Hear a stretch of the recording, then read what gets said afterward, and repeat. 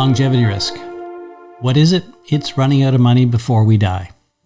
Is it a problem? Of course it's a problem. It's a problem when it happens. It's a problem after it happens, but it's also a problem in the years leading up to that event.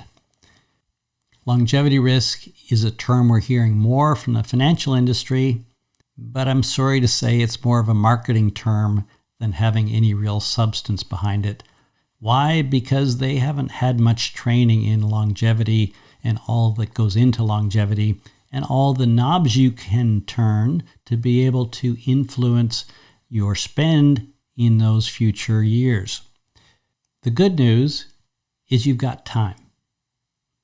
The other good news is you're going to get some questions coming out of today's conversation that are going to help you ask much better questions of your planner. I don't promise them to have great answers, but at least it will arm you with the right questions to get answers to, whether it's from your current planner or someone else. My guest today is Eliot Weissberg. Eliot is president of the Investor Center and without question the most informed longevity financial planner that I have had the pleasure of speaking with. Retirement planning is headed for uncharted waters, and that includes the financial planning aspects of that. You don't want to get left behind. There's a lot to unpack from today's show, so you may want to take some notes. Again, I'm Scott Fulton. Good to be with you. Now let's get on with the show. Eliot Weissberg, welcome to the WealthSpan podcast. Great to be with you today. Scott, thank you so much for having me. It's great to be here. I've met a lot of financial planners, wealth managers over the years. I make it a point to, beyond my personal interest, because it's an area where I think there's a lot of opportunity that's waiting that has yet really to be touched on. And of all the ones I've met, there's really only one I've met who I can genuinely say he's a longevity planner, and that's you. And so I was delighted to connect with you and get our conversation going and learn more about what you're about. And I'm just thrilled that you're willing to share your views and what you've learned over the years with our audience. So thank you for coming in today. Well, thank you. Those are kind words. So let's frame it a little bit with maybe you can just tell us a little bit about your firm, kind of who your clients in terms of what your target market is, and just give us a little bit of sense of Sure. Where you're coming from. A little background about me. I came into the securities industry in 1980 after graduating from the University of Connecticut, went on for graduate work in taxation, became a CFP in 1982, and, basically held out a shingle pretty much immediately. Had some stint in middle management along the way, but have been an independent advisor with Raymond James since 1999 here at the Investor Center, where currently we manage just shy of $350 million for about 150 families, which is about 250 households. And in terms of size, as you mentioned, the vast majority of our new clients come to us with somewhere between $1 million and $5 million in investable assets. And my only comment there would be those people, generally speaking, do have to be careful and care about their money, as opposed to the very high net worth who have some cushion. And it's not, will they have money left? It's how much money will they have left? Well, that's perfect, because that's really, I think, the market that we can help the best and the most is that 1 to 5 million. It's a question everyone wants an answer to is, do I have enough money? Right. So right. If we talk about the fear of running out, the fear of missing out, and trying to balance those two. So can you have enough money at 1 million? That's the first question, because that's a lot of people sitting at that number, right? Sure. Oh, absolutely. And congratulations to those who are, because as I'm sure you well know, Scott, most of America is not even close. And so, what I would tell you is this: if you've accumulated $1 million, and we'll even assume it's all in retirement plans, it's all pre-tax money for, you and your bride accumulated $500,000 each in 401ks or whatever. In today's world, you combine that with a couple of Social Securities, if I may, and the average Social Security benefit now for an age 65 retiree is just shy of $3,000 a month. And so let's even bring that down to $2,500 each. That's $5,000 a month in Social Security. You've got this $1 million. Let's pretend we could invest it at 5% as just a nice, easy math number that's not silly. And, so that's 50,000 a year. Let's bring that down. That's about 4,000 a month, 48,000 a year. So 5,000 Social Security, 4,000 from investments, $9,000 a month. Can you get by on that? I'm going to go with most of America is going to answer yes, they can. Can they live in, Manhattan? Maybe not, but there's, can they live in the more expensive places? It'd be tight, but it'd be tight. It wouldn't be impossible. So that's really the best answer I can give you. But, one person's enough is the next person's. That's no way. Yeah. And so most planners I talk to, the number that most feel comfortable with is about double that around 2 million, because not everything goes to plan. Right. And that's what. Oh, yeah. No, more is better. Yeah. So in your scenario, if everything goes to plan, you kind of, no surprises along the way. You can do fine. Yeah. Well, I'd even go one better, just to be clear, that because we have many clients that have started with us over the decades at $1 million. And my experience has been that they've lived a life that allowed them to create that. And they're used to living at that level of life.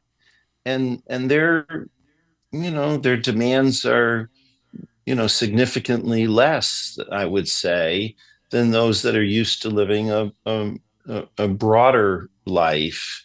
One of my favorite things is almost everybody comes in with the same expression. They say, well, I don't live on much. And then they say their number. And I want to assure you that number's ranged over the years from 3,000 a month to 30,000 a month. But it's brought forward as the same lens, right. And so I think it's important for planners and advisors to understand that, your lens is different than the client's lens, depending on their upbringing and their value structure. And by the way, in my little measure that I just said, I'm just putting in a 5% 30-year treasury or whatever. I can't get that corporate, I'm not spending principal or anything, and I'm going to get a COLA from Social Security. And maybe that's going to be enough for those people. And you so long answer to your short question. Sorry. No, it's okay. That's good, because we've got to kind of dig in and peel back the onion here. And you touched on something there that I think is really, really important, and it gets at people's uncertainty, is that we tend to use subjective comparisons in almost everything in life. It's how humans function. How am I doing relative to whatever? And it's generally, the Joneses, right? Keeping up with the Joneses has many layers to it, not simply standard of living. And so that's what makes it difficult to know really how you're doing objectively, because ultimately it doesn't matter how your friends are doing today or in the future. I think planners can add a lot of value in that space if they're able to. Exactly. And I think that's really one of the powerful aspects that a planner, the earlier they get engaged, the more that they can do for you, right? So I'm sure. That's always the case. With everything. I guess you could ask that of any of our clients who have been clients 30 or 40 years, because there are many. Right. Yeah. And just to kind of touch on another area to give folks a flavor of how committed you are in the longevity space, can you talk a little bit about what you're doing with MIT and Joe Coughlin's group? Oh, sure. Be happy to. So part of my entry, if you will, into the longevity planning space, started with my own health journey and just better understanding that and having a great interest in sort of the, I'll call it biohacking space. And that brought me to awareness, not so much that I would call myself a biohacker by any stretch. But with that said, I started to kind of seek out the topic of what's going to happen when people start living longer. And I was fortunate enough to see Dr. Joe speak on his book tour, where he was bringing out the longevity economy, which was this idea that, hey, if your business is really focused over the next 20, 30 years, you may want to look at these aging baby boomers as a marketing opportunity because they have a lot of money and a lot of ambition to spend it on themselves, as baby boomers have always done. And, and there was a lot of, we'll call it demographic and MIT engineering support in that book. Needless to say, that brought me to contacting him directly and reaching out to now where I do serve on the financial services advisory board of the MIT Age Lab. And for those who don't know, MIT, big school in Cambridge, under that would be the School of Engineering. Within the School of Engineering is the Age Lab, which studies the economic impact of aging for businesses. That's really their mission. Through that, I've met some like-minded people who have really, made it very clear as to what's going on and spending a lot of time looking forward, as MIT would do, engaging in high-end specialists in the longevity planning space. The other thing that you didn't mention, but I'll bring up is an additional, I mentioned I'm a CFP. One of the things I didn't mention is that I'm also a CAPS, a Certified Aging in Place Specialist. I know you have some background in that space as well, Scott. And, for those who don't know, that's a designation given by the National Association of Home Builders.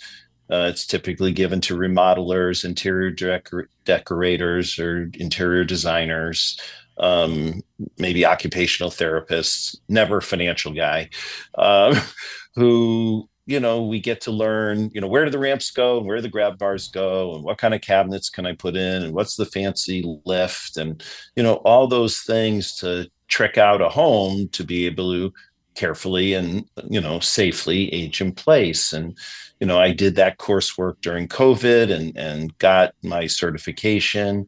And now we do client house walkthroughs because not everybody, almost everybody says they'd like to age in place. And so we're going to be like, well, let's make sure you can, or at least the home will provide. So we're committed even at that level. It's wonderful. Yeah. Again, you stand out in your industry quite demonstratively in through my lens. So, and I would add to what you're talking about there, Eliot, is this is part of the early work, the early planning, not the later. I mean, there's always things you can do later, but like everything around investment, the earlier you do it, the more rewards you're going to get, the better result you're going to get, right? Sure. No, in our process, typically the first thing we work on is, what we would call broadly estate planning, but it's their documents to make sure if something goes wrong in life, whether it's premature death or illness or anything in between, cognitive or otherwise, in today's world, you've got to have paperwork. COVID taught us a lot about that with firsthand experiences where loved ones couldn't get in to see loved ones, just nope, can't come in. And they learned the power of HIPAA and the enforcement thereof. And right. So, yeah, that's always, we're doing the estate planning work sometimes before the transfer paperwork is even signed because I work sometimes on commitment, and so if people say, yeah, I'm coming, it's like, no, I did one of those today. I got the estate docs yesterday. They committed yesterday. They haven't signed a thing. I read them last night. I emailed them. I said, and yeah, it's that important. This happened to be a younger couple with children and no documents, and so we do simple things like explain to them how the foster care system works, and they're like, oh yeah, that's not okay. It's for the older people or seniors, if you will. We explain to them how guardianship works, involuntary Right. guardianship. And they're like, we don't want that. And I'm like, well, we don't want you to have that either. Sign here. Right. There are so many opportunities to be able to help people in so many ways, and it takes me to really always ask the question. That's partly why I was so excited to speak with you.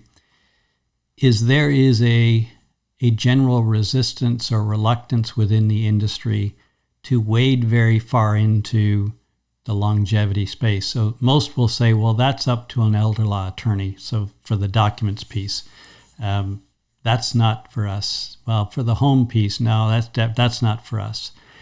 But in reality, that's where wealth span comes from. The whole naming and the concept is, how do you preserve as much as what you have? And if that's not part of the financial planning, I don't know what is. Right? Because all those things will have a tremendous impact on your financial health going forward, whether it's a midlife event, whether it's a later life event, right? Right. Well, I'll give you kind of two comments.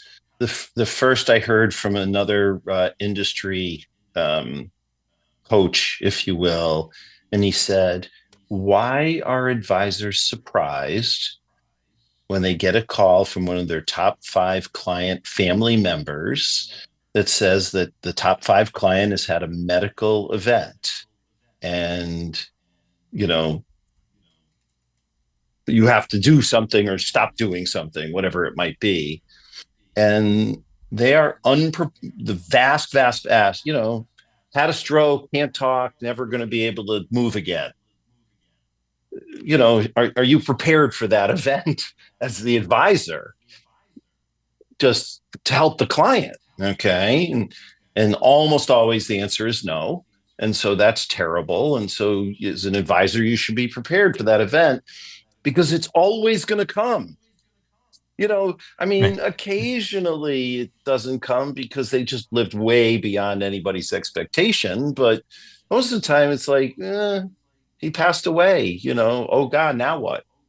And so the more you're in front of that, the better. But the other, I would tell you, is also from an industry perspective, not an investor perspective, maybe both, is who's going to serve your client, Mr. Advisor, when your client becomes a potential my client? Because if you're doing asset allocation for your client, take your risk questionnaire, you're this, you go into this model, perfect, thank you very much. We did this on taxes a little bit here.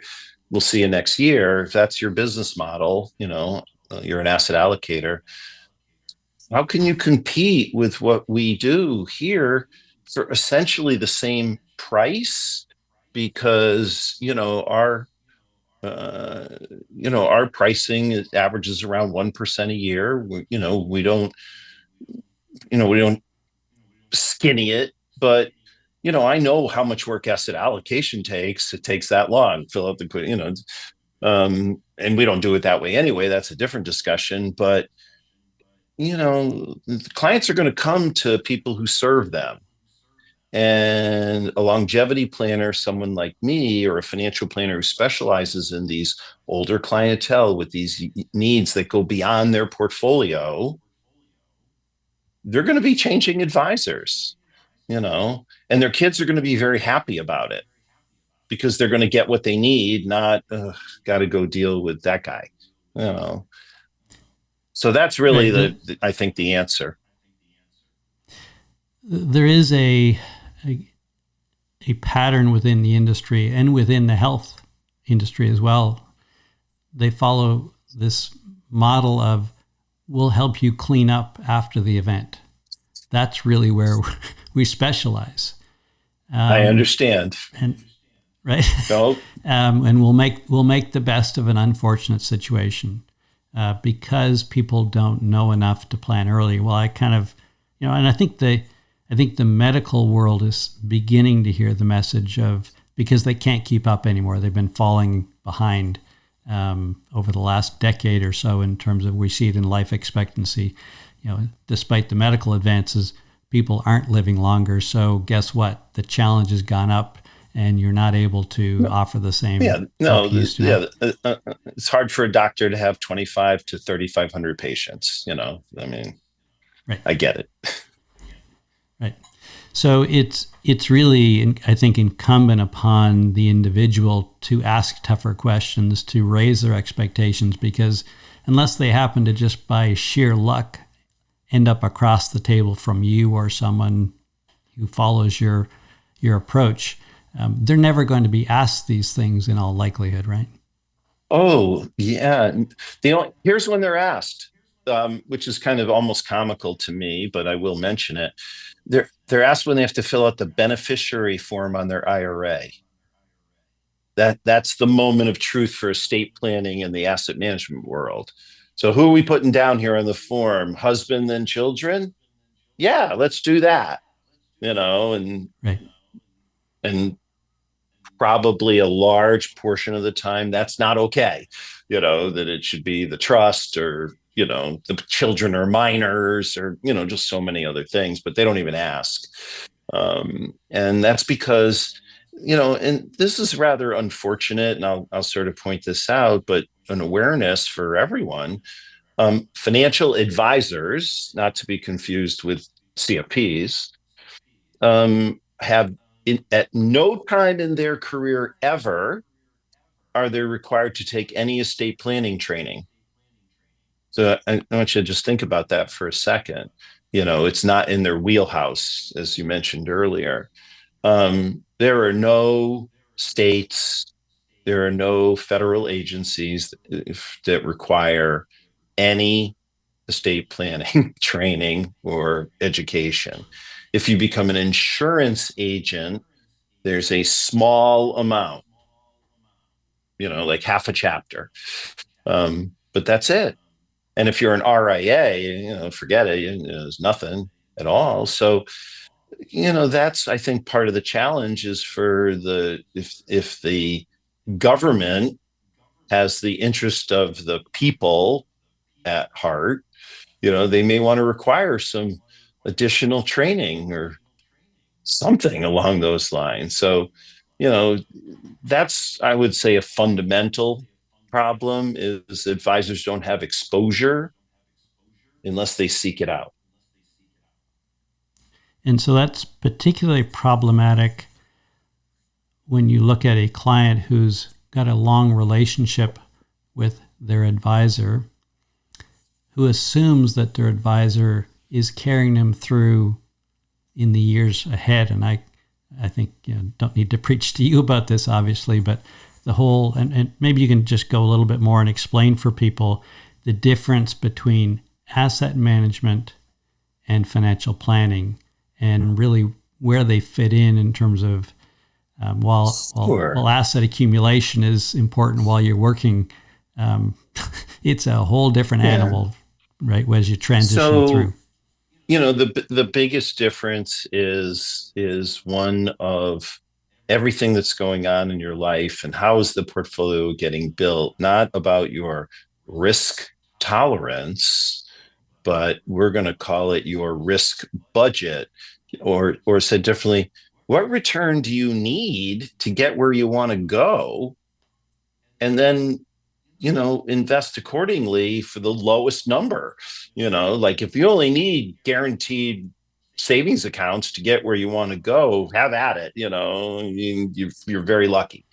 On the other hand, you probably need to beat inflation and taxes just to say hello, because that's what most people need to do.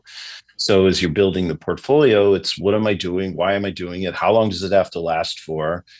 And, in the financial planning world, we're looking at things like taxes and how does that impact your total return, asset location, what should go into your IRA versus what should be in your trust versus what should be in your joint account, and so on and so forth. And how should those be titled with various beneficiaries or TOD designations? And, should you have a revocable trust? Should you have an irrevocable trust? The whole structure of not just the investments, because, I can buy an S&P index fund with the best of them if that's what you're looking for. But the idea is to bring the risk down to get where you need to go, and keep the outcomes so that the government stays out of it and your family stays in it. And so that's the lens that we take. I've met many financial advisors, and I say, do you look at your clients' tax returns? And the best answer I ever got was, that's none of my business. And I just thought, oh my, you're poor clients, because it certainly is your business, in my opinion, unless your mission is to, quote, make as much as possible or track a benchmark for some reason. Like, that's what you get paid to do. Shame on your client who's willing to pay you to do that, because they don't need to pay someone to do that. And I could go on and on about our value proposition of all the things that financial planners and longevity planners do. But, the big one on the longevity planning side is, how long are you interested in having us help keep you healthy? Do you want to go down that road? Because the public at large will not and does not connect financial planners with healthy. Like, there's not even a dotted line, right. And I talk to my clients about health assessments, and have they done their DNA, and, do they know what their inflammatory risks are? And some of them are interested, and the other ones are like, we have no idea what you're talking about. Can we change the subject? But mostly the other one that we want to talk to them about, and, I don't want to call it one of my favorite conversations, but it's one of my more interesting conversations, is, when I'm talking to, John and Mary, it's like, so how do you want to wrap it up? What is your lens of how this is going to be finished? And they know what I mean, because there's already a relationship. This is not happening in the first meeting, just to be clear, but it's happening early on. And, that's when we get into the aging in place, who's going to take care of you, who are going to be your caregivers. Do they know that? Have you had those discussions with them? Maybe they think this one over here thinks they're your caregiver, and they don't know you want to go to the hotel. You should probably tell them, And there's usually not a long lineup of people saying, oh, pick me, pick me. No, there's usually not, but some think they're in the role whether they like it or not, and others find out, well, really, Susie, I'm sorry, I don't like you, but I'm going to pick your brother, and that does happen. Oh, and it does happen. Or when the time comes, brother says, yeah, I'm not serving. Like, no. And that happens. Right. Well, and sometimes there can be things going on in their own life that just say, like, I'm already kind of pushed to the limit here, as much as there can be a lot of reasons. Yeah. Absolutely. Whether they hated their mother growing up, or they have a new wife they have to manage, right. Right. Absolutely. And so these are the conversations that we have. We have conversations about, when you leave your money and it goes to your kids who are married, how's their marriage? And what do you mean, how's their marriage? And like, what about if they get divorced and the ex gets half your money? Oh, can we do something about that? Well, you can if you really want to. There are things you can do. And so we talk about all the things that, I don't want the state to get my house. I don't want to go on the dole. I want to go on the dole. These are the things that come from in here, and they don't come, in your heart. They don't come from the head.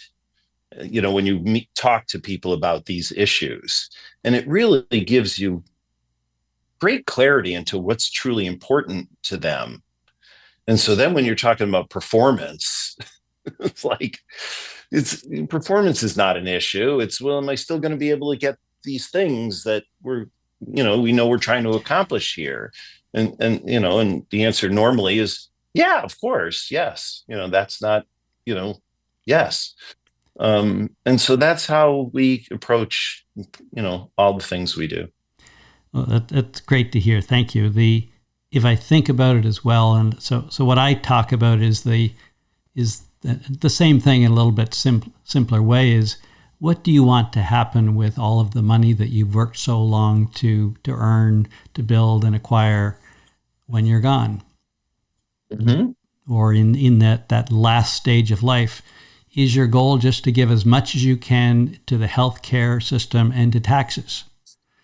And Right. not too many put their hand up to say yes. Well, then, so what are you going to do about it? Because that is the default, right? If you don't take intention around this ahead of time, Right. that's where it goes. That's the way the system operates to keep things going. Something has to happen to it, and if you don't take action, the system will. It's not that it's after your money. It's just that's the default of the system.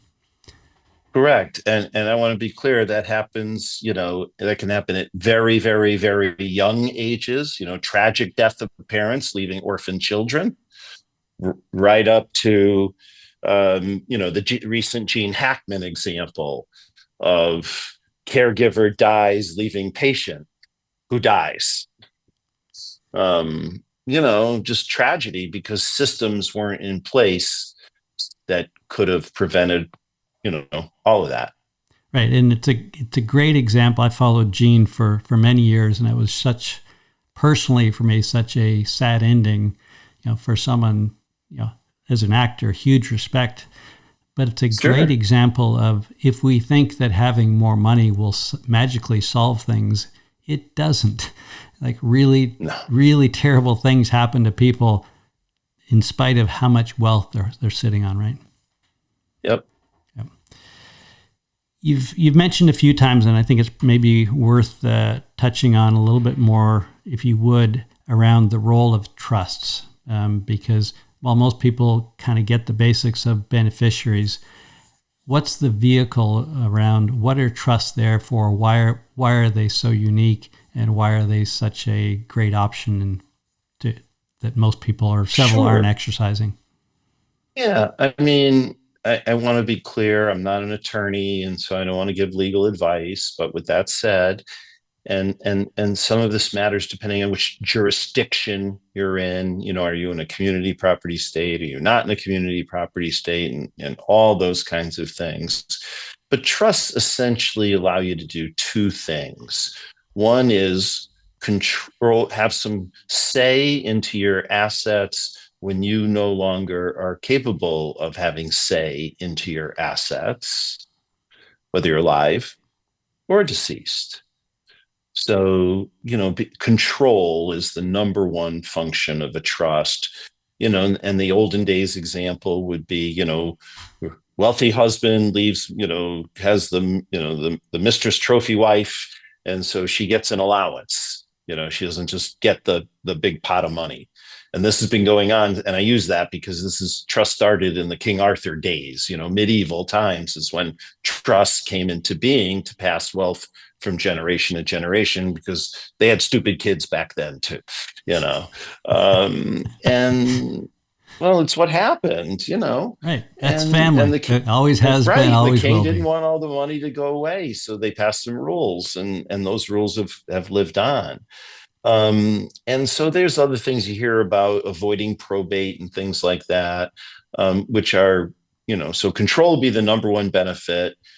Avoiding probate is, in some states, non-meaningful. In other states like Florida, where they have a significant probate tax, it's very, very meaningful. Almost like everybody should have one, and it's kind of a bad law down there from my perspective.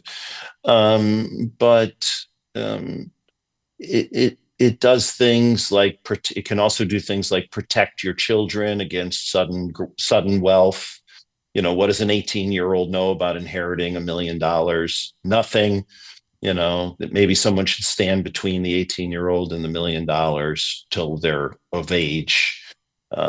You can't leave money to little ones. If you leave it to your children under 18, the state is going to step in and become conservator or guardian of that money. until the child reaches the age of majority in that state, typically 18. So again, if you leave your $1 million to your child, then you're basically saying, all right, judge, here you go. Here's $1 million for you to watch over. And then just give it to my kid when they're 18, no matter what the kid's circumstance is. Here, they could be, I want to be clear, they could be a junkie here, maybe a closet junkie here, and so parents have I believe, an obligation, particularly when it comes with young children, to say, no, you don't get this money till you're old enough to get this money, whatever that means for that family. And, there are many different ways to do it. And then lastly, on the tail end, when you're older, and then you're no longer have competence, or you're concerned about competence or capacity versus complexity, which I was talking about earlier, this is a chance for you to have someone watch over your money, your assets, and follow the rules that you have written out in your trust as to how that is to be done. Under a power of attorney, there's much, much, much more leeway. I don't want to say they can do whatever they want, because in most states they cannot any longer, but they have a lot more latitude. The trust says these are the rules, period. And if you want those rules changed, you got to go to court. And so again, that gets back to control, but it allows you to determine how your assets are spent on you, as opposed to having somebody else decide how they're going to be spent on you. Great. And so that's a number of examples. Great. And maybe one final point is the cost to set up a trust. Oh, sure. And again, it varies from, I'll call it jurisdiction. Manhattan is more expensive than Hartford. Hartford is more expensive than Avon, because I'm in the suburbs, And I would tell you this, these packages, if you will, because it's wills, healthcare power of attorney, financial power of attorney, and then maybe a revocable living trust or two. That's kind of the whole shebang. For that whole thing, it's somewhere between $1,500 and $5,000 for 90-something% of the people. If it's less than $1,500, you might have to scratch your head. Not to say that it can't be cheaper than that. Just that's a bargain. And I know some attorneys that do it at bargain rates, and it's wonderful, and we use them. But price does matter. I mean, if they're saying it's $10,000, $15,000, $20,000, boy, you better have some complicated affairs to really need that level of sophistication in your planning.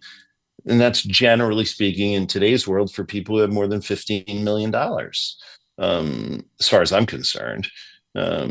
So that's not the space in which our clients operate. Right. So it's a number of 1,500 to 5,000. Yeah, I tell people 1,500 to 2,500 is sort of a good budget for 90-something% of the cases. Right. That's what it seems to be. To help put some protection against 1 to 4 or 5 million, whatever that you're trying to protect. Yeah. Well, the main thing it's doing, again, is you're not leaving a mess for your kids. Number one, you're not leaving somebody in charge of something that shouldn't be in charge of something, whatever that means. You're able to clean up those messes and not leave them. And if you're worried about before you go, there's a framework in place. And what's that worth to have the framework? Everybody knows a family that didn't communicate their wishes and things went awry, if you will. And, what we find is the most valuable and the most important is when a family is able to communicate their wishes and say, this is what we wish and this is what we've done and why.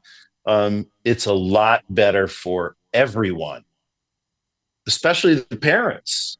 The kids are going to be grieving kids no matter what normally, but parents don't need to stress out about their kids and money and all that before their time is gone, I believe. Yeah, and I would argue you're going to pay it out anyway, and the more certain way is to put it down in front where you kind of essentially protect things from going sideways later. Oh, yeah. Versus you could spend multiples of that trying to clean up the mess later, right? Oh, yeah. And for those, we have the clients who say, I don't care, whatever happens, but I don't want the government to get my house if I go in a nursing home. You know, that happens. People say that. And so we talked to them about the concept of giving their house away, otherwise known as an irrevocable trust. Right. Okay. And for some people, they have to decide, is that really worth it? Now they're not going to have their house to spend. And so they'll be on Medicaid rather than private care. And, is that a decision that when we talk about the pros and cons of what that means? And, some people still say, nope, I want the irrevocable trust. I'll take the I'll take the roommate cinder block room, please. And we try to help them with those kinds of decisions, which has obviously nothing to do with the standard deviation of their portfolio. Yeah. Okay, shifting gears. Another aspect which you touched on a little bit earlier, another area where you clearly stand out from many of your peers is your own commitment to health. Tell me why that is, because it's clearly not something you approach nearly as casually as most people who say, yeah, I might take care of myself. No, was at the doctor this morning getting my A1C numbers updated. We'll see how we do. That's my last battle in the healthcare field, as far as I know. So, I fight that fight. No, I mean, there was a time in my life where I was working 65, 70 hours a week with 2 kids in college and not, my health was degrading, is how I would describe it. And here I am, I'm a 50-year-old guy with my health degrading. Like, this is not okay. What's going on? And, so, I found my first integrated health professional, which started me on the path of, okay, from here, you're going to a concierge doc. From there, you're going to a functional medicine concierge doc. From there, you're going to a functional Cleveland Clinic cardiologist. I started, I pay attention to the tests they perform, started to learn about the whole idea of truly preventative medicine, as opposed to the concept of what I like to call wishful thinking medicine. And, there's nothing wrong with me. I feel fine. That's wishful thinking medicine, because there can be a lot wrong with you and you feel fine.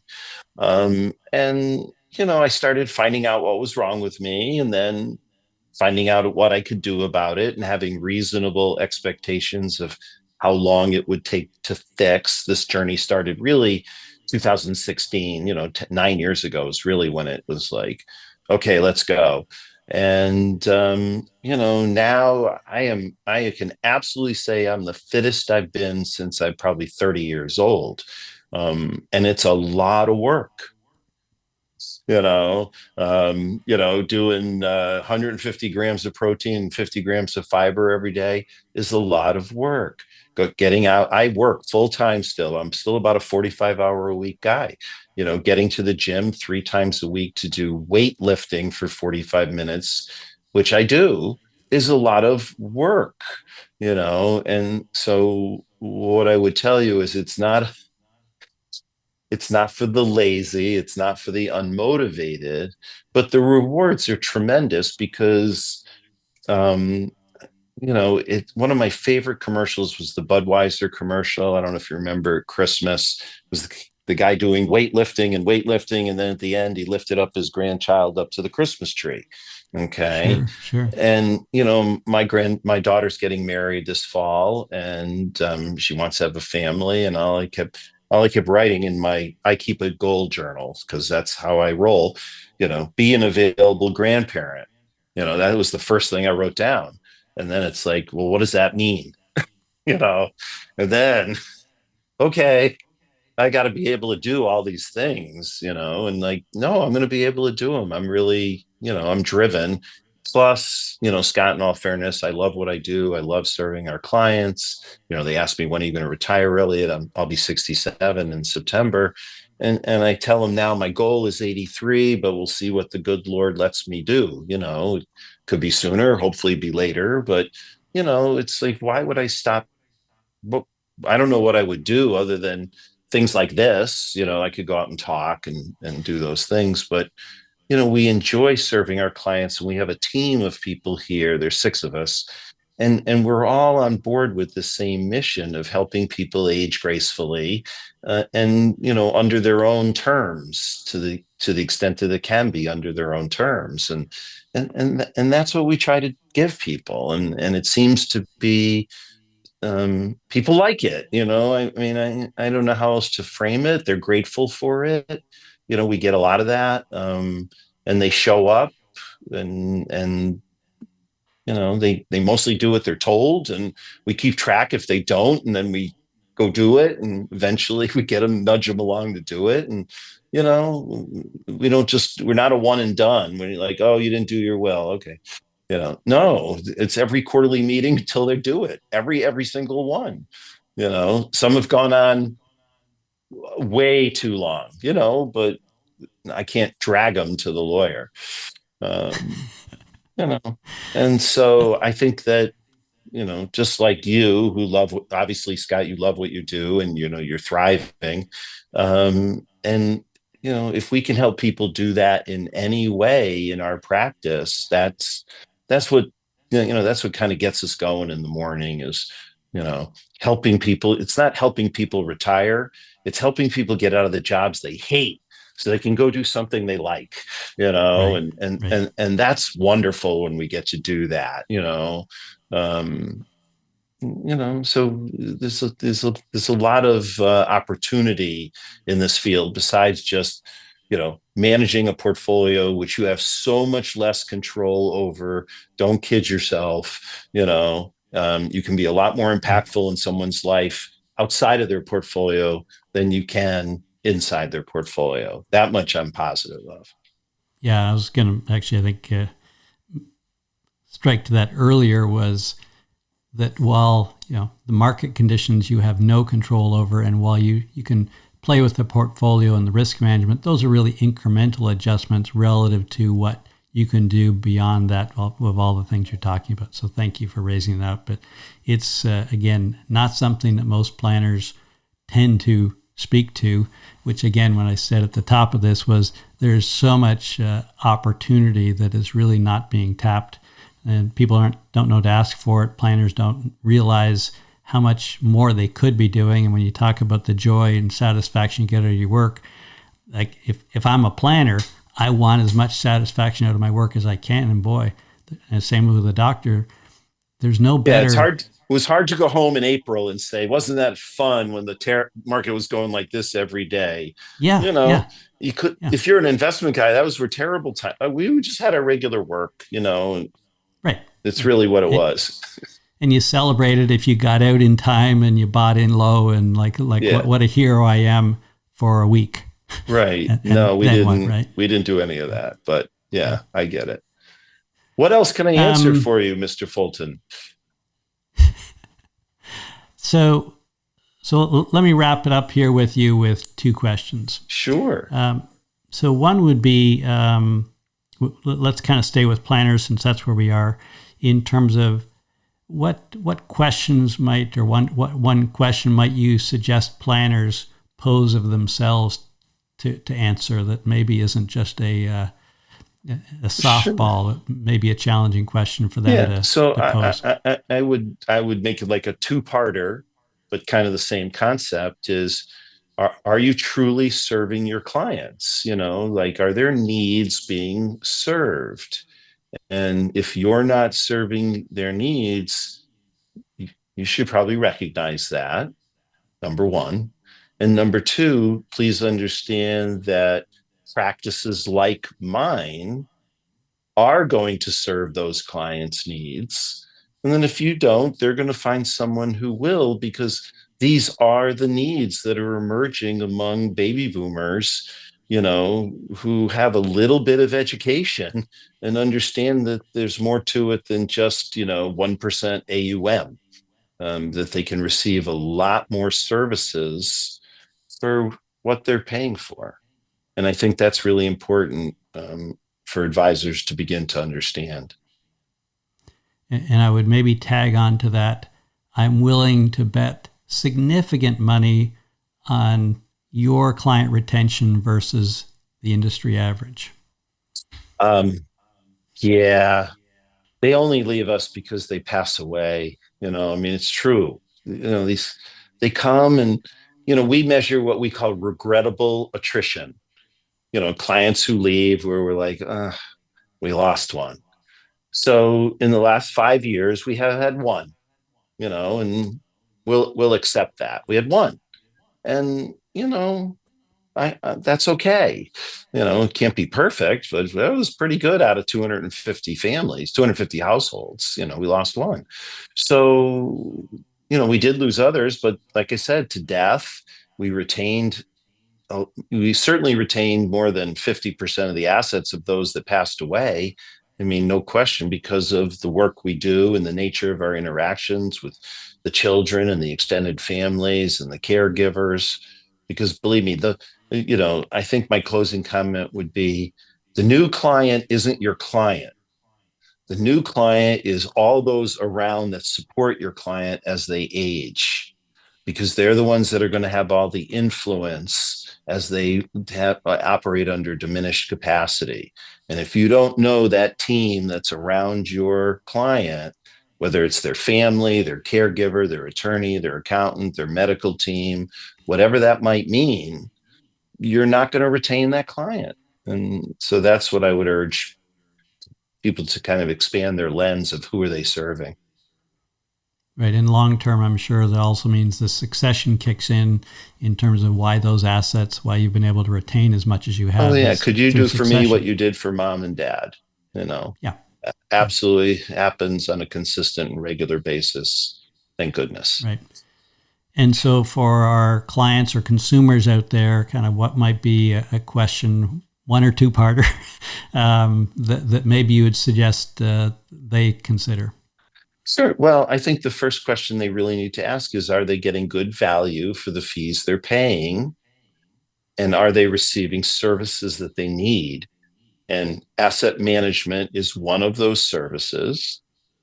And I would argue, that if that's the only service you're receiving, please try to negotiate a lower fee than whatever it is you're paying. And if you need additional services, ask your current advisor, do you provide this service? And if they say yes, that's great. And I really mean that. And if they say no, then will you help me with my taxes? Will you help me with my healthcare decisions? Do I do Medicare or do I do Advantage? Will you help me with these critical things that I need to think about over the next 20 years, the last 20 years of my life? And most advisors are going to answer, not really, and so that's important to understand, that you will need to seek out additional advice. Right. And so now you know what to ask whenever you're entertaining a new conversation going forward too. So because you didn't get the answer you want, you've still been equipped to go forward. Which no. It's will you help me with these things that I'm concerned about? It's just a quick digression story. Client came to us 2 weeks ago. Why are you calling? How can we help? Well, my current advisor, I asked him if he could help me figure out how to handle my RMDs. And he said, no. And I really had to have a big pause. Really? Like, no, he doesn't get involved in that. He'll just tell me how much it is, and how much I have to take out. And that's it. Yeah. Right. And like, okay, you're not getting good value for your fee. That would be my response. Right. Eliot, well, thank you so much for taking time. I'm just I'm just so excited to hear you speak to this issue and all the opportunities that are out there. And I hope for clients, they're going to maybe give some thought to some of the things you've said today. And for the professionals out there, boy, I just think your job would be so much richer if you leaned into some of this and started to build your world in a very bigger and richer way than you have been. So Thank you so much for spending time with us. Continue the good work you're doing for many, many years. And thank you, Scott. Thank you for bringing the message, if you will, out to the world, because I know that you're heavily involved in doing that. And, we appreciate it because, like I said, we need to create some kind of line between wellness and well-being, or wealth span, and financial advisors, because there's no linkage yet. And so thank you for helping bring that forward. I really mean it. And great. All right. And with that, have a great day. Thank you. Good to talk. Take care. All right. Bye-bye. Hope you enjoyed today's show. Great to have you part of our over 10,000 strong WealthSpan community. Remember to subscribe if you'd like to learn about our upcoming shows. And as always, make sure you provide some feedback, whether that's a thumbs up or a comment, a question. They're all welcome. If you'd like to subscribe to our quarterly newsletter, you can do that at wealthspan.com. We're always looking for show ideas, or maybe you think you'd like to be a guest. Again, please reach out to book a motivational talk or inquire about our leadership workshops. Email me at info@wealthspan.com. Until next time, stay engaged, stay curious, and take good care of you and those in your care.